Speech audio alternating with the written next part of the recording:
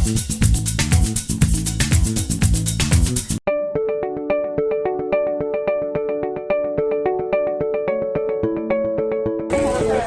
News India के दर्शकों नमस्कार, मैं हूं आपका होस्ट मनोज टंडन। आज जंतर मंतर राष्ट्रीय जनहित संघर्ष पार्टी के अध्यक्ष एडवोकेट भानु प्रताप के नेतृत्व में धरना प्रदर्शन किया गया।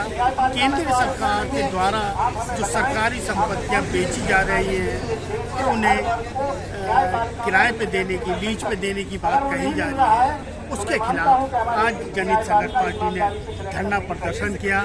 ये आज का आंदोलन हमारी पार्टी राष्ट्रीय जनहित संघर्ष पार्टी, उसके बैनर तले हम लोग आज कर रहे हैं। और ये है यहाँ पर जो मोदी सरकार इस देश को बेच रही है बड़ी बेशर्मी से। आपने आज तक ऐसा नजारा कभी देखा नहीं होगा। जो 2 किताबें छाप के, 2 वॉल्यूम में 196 पेज की किताबें छाप के, और इस चीज की कीमत इतनी है, इसकी इतनी है, रेलवे की कितनी है, बीपीसीएल की कितनी है, बीएसएनएल की कितनी है, रोडों की कितनी है, कॉनकोर की कितनी है, मतलब इस तरह से जो बेशर्मी से ये बेच रही है, इसके विरोध में हम लोग आज यहां पर प्रदर्शन कर रहे हैं, आंदोलन कर रहे हैं। ये शुरुआत है। हम लोग इस आंदोलन के बाद एक बड़ा आंदोलन करेंगे। मैं अभी उसकी डेट भी आपको बताऊंगा। और उससे पहले आज के बाद लगातार गांव-गांव, शहर-शहर, गली-गली लोगों को जाकर जगाएंगे, उनको समझाएंगे कि ये जो निजीकरण सरकार कर रही है इससे कितना बड़ा नुकसान होने वाला है। इससे 2-3 बहुत बड़े नुकसान है, मोटे-मोटे। निजीकरण से सबसे बड़ा नुकसान जो होगा वो बेरोजगारी बढ़ेगी। जो बेरोजगारी आज की तारीख में देश में भयानक स्थिति लिए हुए है, अगर संख्या के हिसाब से देखें तो इस देश में आज की तारीख में 35 करोड़ लोग बेरोजगार हैं। 35 करोड़, जिनमें 17 करोड़ वो लोग हैं जो डिग्रीधारी हमारे नौजवान साथी हैं, यानी जिसके पास बीए की, बीकॉम की, बीएससी की, एमएससी की, एमए की, एमकॉम की, बीएड की, पीएचडी की, एमफिल की, ये डिग्रियां हैं। ये 17 करोड़ तो वो लोग हमारे नौजवान बच्चे जो इस देश का भविष्य हैं, वो बेरोजगार हैं। सरकार को चाहिए था कि इन लोगों को रोजगार दे, जो बेरोजगारी है उसको खत्म करे, लेकिन इस पे काम न करके सरकार बेरोजगारी को बढ़ा रही है।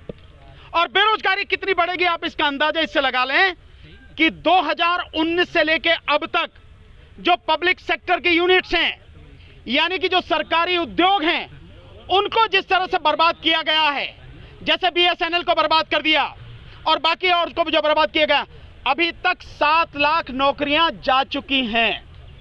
इसके अलावा जो बची कुछ और नौकरियां हैं, तकरीबन 30 लाख, वो नौकरियां जैसे ही ये प्राइवेट होगा, उन 30 लाख में से मात्र 9 लाख नौकरियां बचेंगी, बाकी 21 लाख नौकरियां खत्म हो जाएंगी। ये स्थिति है। यानी कि जिस तरह से सरकार बेच रही है, बेशर्मी से बेच रही है, 21 लाख नौकरियां जो पब्लिक सेक्टर की हैं वो खत्म हो जाएंगी। और अब आप जानते हैं कि जैसे जैसे बेरोजगारी बढ़ेगी वैसे वैसे देश तबाही की तरफ चलेगा। आज की तारीख में जो स्थिति आप देख रहे हैं, लोगों के पास पैसा ही नहीं है, तो लोगों के, आप देखिए मार्केट में जाके दुकानें बंद हैं, सूनी पड़ी हैं दुकानें। बड़े बड़े जो उद्योग हैं वो उद्योग धंधे नहीं चल रहे हैं, क्योंकि लोग खरीदने क्या है ही नहीं, पैसा खरीदने के लिए नहीं है। यहां तक कि जो लोगों के पास में अपना प्रोविडेंट फंड का पैसा था, वो पैसा भी मैक्सिमम लोग निकाल रहे हैं। और स्थिति यहां तक आ गई, अभी एक सर्वे आया कि 70% लोग, उनके पास जो अपना सोना था, जो उनको किसी तरह से बुरे वक्त के लिए रखते हैं, वो सोना भी अब वो लोग गिरवी रख चुके हैं या बेच चुके हैं। इसका मतलब ये समझ लीजिए आप कि सोना, चांदी, ये ऐसी चीजें हैं, इंसान इन्हें तब निकालता है, तब बेचता है, तब गिरवी रखता है, जब उसके बाकी सारे साधन, सारे सोर्स खत्म हो जाएं, यानी उसके पास पैसा नहीं है। तो अब आप स्थिति समझ सकते हैं। मोदी जी ने पहले ही नोटबंदी के माध्यम से इस देश को तबाह कर दिया, 5 करोड़ लोगों को बेरोजगार कर दिया था। जो पैसा था लोगों का जेब में, यानी जो हमारी माताएं बहनें बुरे वक्त के लिए रखती थी, उस पैसे को भी उन्होंने निकाल लिया। तो बेरोजगारी पहले ही इतनी बुरी हालत में थी और अब इस निजीकरण के बाद ये और स्थिति भयानक होगी। और जैसे ही बेरोजगारी बढ़ेगी, क्राइम बढ़ेगा, अपराध बढ़ेगा। जब खाने के लिए रोटी भी नहीं होगी तो क्या करेगा व्यक्ति? छीनेगा, तो कहीं पे चक्कू चलाएगा, कहीं पे कत्ल करेगा, कहीं पे डकैती डालेगा, कहीं पे लूटमार करेगा। क्या होगा? यही हाल होगा। आप देखिए, तो सरकार को काम क्या करना था? सरकार को करना था अधिक से अधिक लोगों को नौकरियां दे, अधिक से अधिक रोजगार पैदा करे। लेकिन मोदी जी से झूठा आदमी तो इस धरती पर है नहीं। सुबह से शाम तक झूठ, पता नहीं शर्म भी नहीं आती यार। कभी तो शर्म कर लिया करे आदमी, इतना झूठ क्यों बोलते हो? तो आप देखिए, मतलब हर तरह से झूठ बोल रहे हैं। जैसा एक झूठ बड़ा मोटा मैंने अभी बताया थोड़ी देर पहले मैं साथियों को, 2020-2021 लाल किले पे 15 अगस्त को 100 लाख करोड़ रुपए की घोषणा कर रहे हैं इंफ्रास्ट्रक्चर में। 100 लाख करोड़ लाओगे कहां से? 100 लाख करोड़ देश को बेच के। देश को बेच के कितना मिलेगा? मात्र 6 लाख करोड़, वो भी 4 साल में। और वो भी मिलेगा नहीं मिलेगा इसका भी पता नहीं है। तो 100 लाख करोड़ का इंफ्रास्ट्रक्चर कहां से खड़ा कर दोगे भाई मेरे? 6 लाख तो तुम्हें मिल नहीं रहा। सब कुछ तबाह कर दिया गया। और इस कोरोना काल में जिस तरह से लोगों की हालत बद से बदतर हुई, उसे संभालना था, लोगों को पैसा देना था ताकि लोग जिंदा रह सकें। लेकिन उन्होंने दिया क्या? उन्होंने 5 किलो अनाज, 1 किलो चावल उसकी भीख दी ताकि लोगों को भिखारी बनाया जाए, लोगों को केवल और केवल इसी पर निर्भर रखा जाए। ये स्थिति मोदी जी ने कर दी। और ये स्थिति और भयानक होगी अगर निजीकरण इस तरह से जारी रहा, इसे नहीं रोका गया तो। इसके विरोध में हम लोग लगातार आंदोलन अब शुरू कर रहे हैं।